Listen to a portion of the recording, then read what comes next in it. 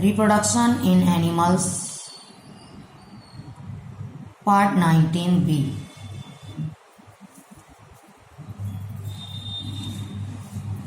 Process of gastrulation continued.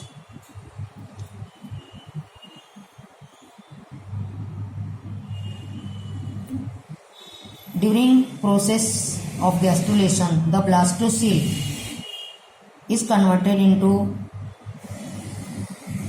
another structure,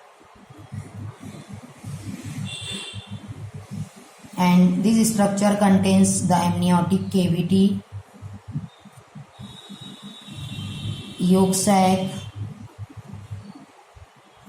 extra embryonic mesoderm,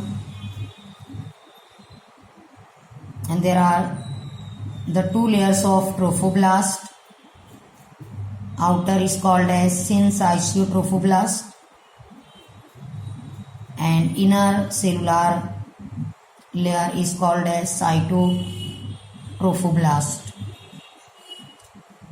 The syncytial trophoblast, cytotrophoblast and extra embryonic mesoderm, these three layers together called as chorion.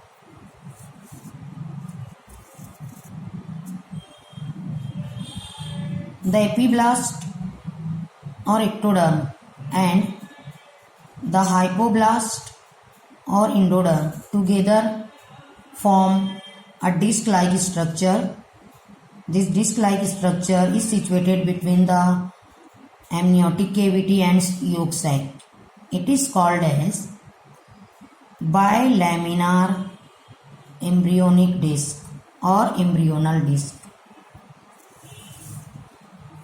In further development,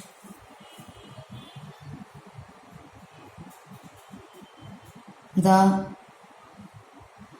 chorion form a number of finger-like structures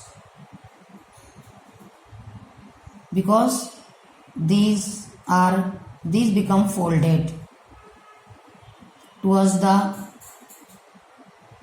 inner side of endometrium, and these finger-like structures are called as chorionic villi. These chorionic villi enter inside the endometrium and these are in connection with the blood vessels of mother. In this way the chorionic villi and the blood vessels of mother together form the structure called as placenta. Endometrium की inner side पर जो Korean होता है, यानी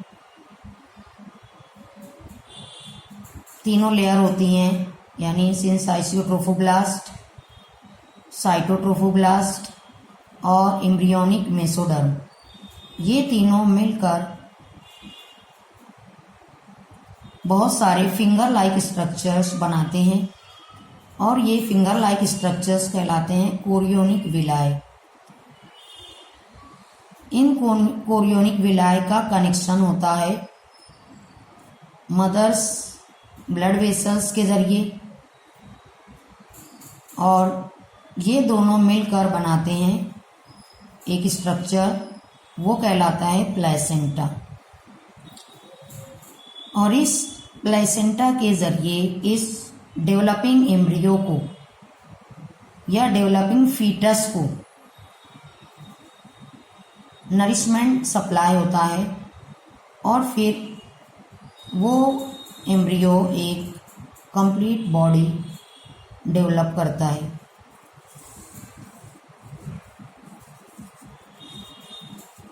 next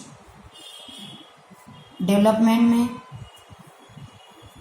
ectoderm के कुछ sales divide होते हैं और डिवाइड होने के बाद इंडोडर्म और एक्टोडर्म के बीच स्प्रेड होते हैं और फिर एक थर्ड लेयर बनती है, वो लेयर कहलाती है मेसोडर्म।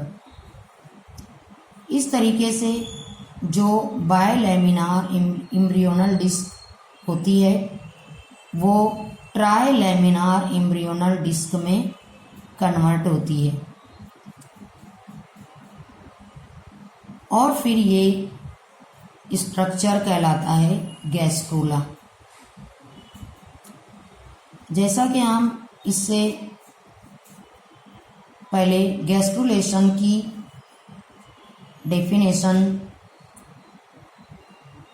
पढ़े थे कि gastrulation is defined as the transformation of blastocyst into gastrula. It is called as gastrulation. तो लास्ट का डायग्राम आप ऑब्जर्व करेंगे तो इसमें आपको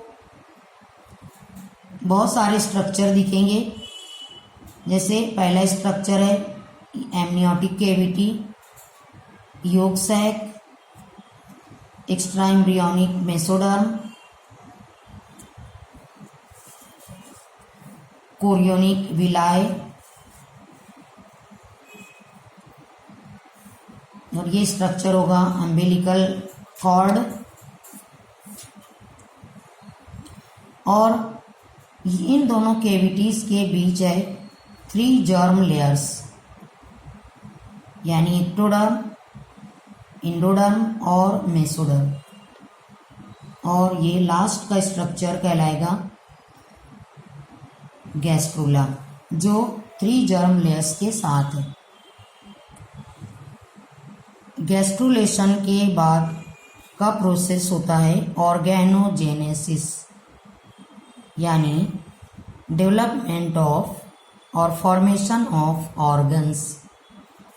यानी इन 3 जर्म लेयर से बॉडी के मुख्तलिफ ऑर्गन्स बनते हैं और इस यूनिट को हम पढ़ेंगे फैट ऑफ 3 जर्म लेयर्स, यानी आगे के लेक्चर में, लेक्चर नंबर 20 में।